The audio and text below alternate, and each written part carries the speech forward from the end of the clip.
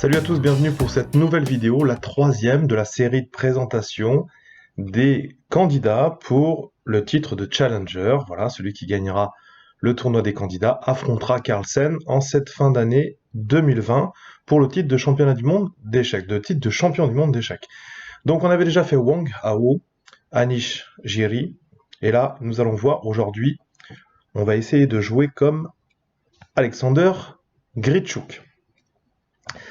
Alexander Grichuk, je lui donne à peu près 10% de chance de remporter le tournoi des candidats et d'être challenger.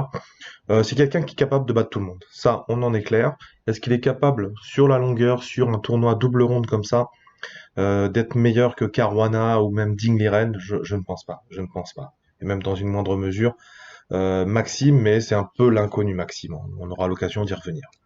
Alexander Grichuk, donc très fort joueur, Alexander Igorevitch Grichuk. Il est né le 31 octobre 1983 à Moscou et c'est un joueur d'échecs russe. Grand maître international depuis 2000, donc il a été vers les 17 ans.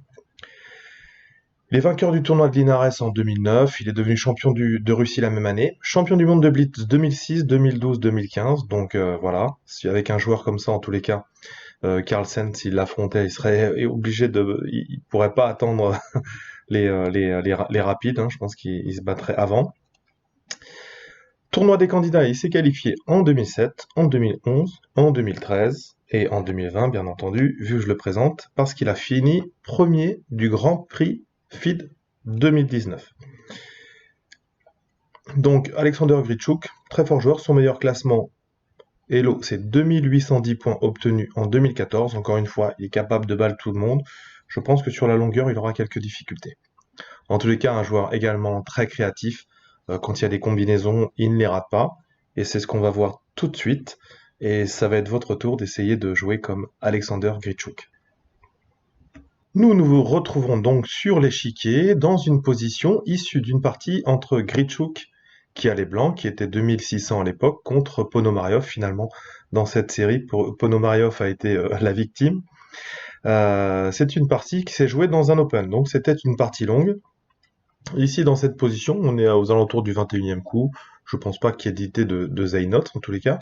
Grichuk attaque la dame, et on a Ponomaryov qui vient attaquer à la fois le fou ici, et à la fois le cavalier.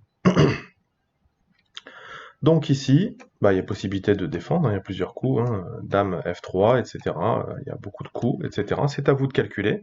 Donc, vous faites pause, et vous essayez de trouver le coup qui a été joué par Alexander Grichuk. Maintenant, c'est à vous de jouer comme Grichuk. Alors ici, on a une position qui est issue d'une défense à Alekhine. Hein. Ponomaryov aimait bien cette défense à l'époque. Ici, dans cette position, alors il y a deux coups hein, vraiment qui prennent l'avantage, mais il y en a un beaucoup plus fort que l'autre. Donc ici, je vous avais dit en introduction hein, que dame F3, ça défend, et ensuite après fou D7, il y a la tour qui attaque le fou qui est en D8. Mais ici, eh bien ici, il y a deux coups d'attaque potentiels. Le coup qui a été joué par Alexander, bravo si vous l'avez trouvé, c'est cavalier G5. Je reviendrai sur ce coup après, mais on avait sinon cavalier F6. Donc là, l'idée c'est donc on est bien sûr sur une attaque sur le roi, hein, qui était bien sûr, la sécurité du roi n'était pas terrible, mais on a ici le fou qui est en prise. Dans cette position, on a la tour qui ne joue pas ici. Voilà, donc c'est l'idée. Un petit retard de développement. Les pièces sont mal coordonnées, on va dire, chez les noirs. Et forcément, ça amène une possibilité d'attaque. Donc si on reprend avec le fou, par exemple, en F6, dame F6, et ici, l'idée, c'est de ramener la tour en F1 pour venir mater le roi de l'adversaire. Si par exemple ici, on a la dame qui revient, eh bien là c'est un petit peu différent. On a plusieurs possibilités. Je pense qu'ici on peut prendre tout simplement aller chercher une pièce supplémentaire. Voilà. Donc là ici ça suffisait. Donc ce qu'on va voir c'est que si par exemple ici les noirs viennent prendre le fou, tour F1 c'est l'idée. Donc on vient menacer sur F8, cavalier D7 par exemple qui défend un petit peu tout. Dame F7, roi H8, fou, cavalier prend, dame prend et mat.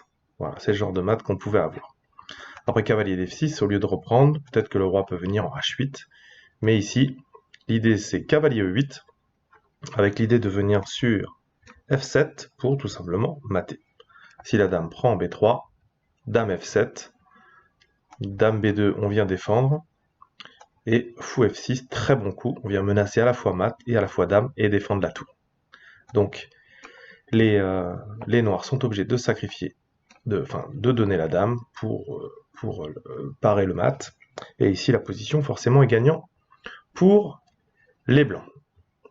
Donc ici, cavalier F6 était, si vous avez trouvé ce coup, il prenait l'avantage, mais quand même assez difficile pour les noirs. Mais le coup qui a été joué par Alexander Grichuk, c'est cavalier G5. Donc l'idée, c'est directement de venir sur F7 et de mater le roi adverse. Donc ici, on va avoir une défense, par exemple, sur dame F8. Et bien ici, tout simplement, on venait croquer une pièce supplémentaire. Donc, l'idée, c'est que quand même, sur la prise du fou, vu que les blancs ont sacrifié ce fou, on a un mat en 3 avec dame F7, roi H8, dame E8, et ensuite mat. Donc, c'était ça la difficulté. Donc, les noirs, ici, dans cette position, donc sur cavalier G5, vont jouer roi H8. Ici, les blancs poursuivent tout simplement avec les mêmes idées, donc dame F7, et ensuite le mat sur la case E8. Donc ici, si les blancs les noirs essayent de défendre, c'est ce qu'ils ont fait ici avec fou D7. Et bien ici, vous pouvez faire pause, essayer de trouver le coup qui continue à attaquer et qui vient créer des difficultés aux noirs, et c'est le coup qu'a trouvé Alexander. Donc on peut enlever le fou, tout simplement avec fou E7 en attaquant la dame. La dame vient par exemple en D4. On a toujours les mêmes choses en fait ici. L'idée qu'on va voir dans la position du départ, c'était fou prend E6 ici. Donc sur fou prend E6, cavalier prend. Ensuite on menace mat sur G7. On est obligé de donner la dame. Donc on ne va pas plus loin, ça ne sert à rien. Ici c'est quand même tour D8 qui a été joué. Donc là, fou E6, tour D8 pour la défense.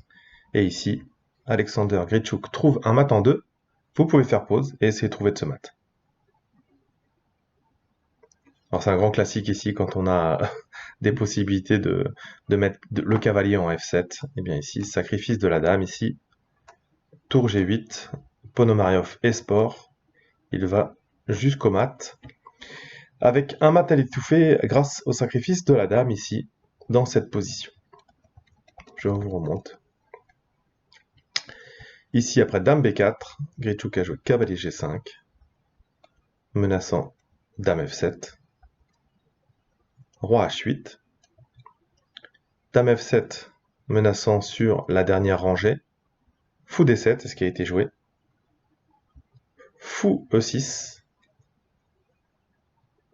dame F8, c'est ce qu'il faut jouer dans cette partie, et tour D8. D'ailleurs, on va montrer la variante que je n'avais pas montrée. Dame prend, fou prend F6, et ici on se retrouve avec une pièce de plus. C'était la meilleure défense. Donc Ponomaryov avait, je pense, lâché déjà psychologiquement. Ça s'attendait peut-être pas à cavalier G5, sinon il n'aurait pas joué dame B4, bien entendu. Et ici, mat en 2. Un beau mat à l'étouffer. Merci d'avoir suivi cette vidéo. Troisième de la série de présentation des candidats. Grichuk, comme je vous l'ai dit, je lui donne 10%. Laissez en commentaire votre avis, bien entendu, parce que le sondage que j'ai fait sur la chaîne, vous plébiscitez MVL et ensuite à peu près à égalité Ding Liren et Caruana, et ensuite on trouve Grichuk, voilà, que j'ai mis également à 10%. Je crois que je l'ai mis à la même hauteur que Jan Nepomniachtchi. Donc voilà. Je pense en tous les cas qu'on va avoir une belle compétition et j'ai hâte de la commenter pour vous. En attendant, vous savez, vous avez Twitter, Facebook, le site internet www.chesstrainer2000.com sur lequel vous pourrez suivre également les candidats en direct. Vous allez sur direct et puis vous pourrez voir. Ça, c'est une émulation HTML de Chess24. Mais si vous préférez ne pas avoir de publicité, eh bien, vous pouvez venir le regarder en direct sur mon site internet. En attendant les prochaines vidéos, je vous dis travaillez bien et à bientôt. Ciao, ciao.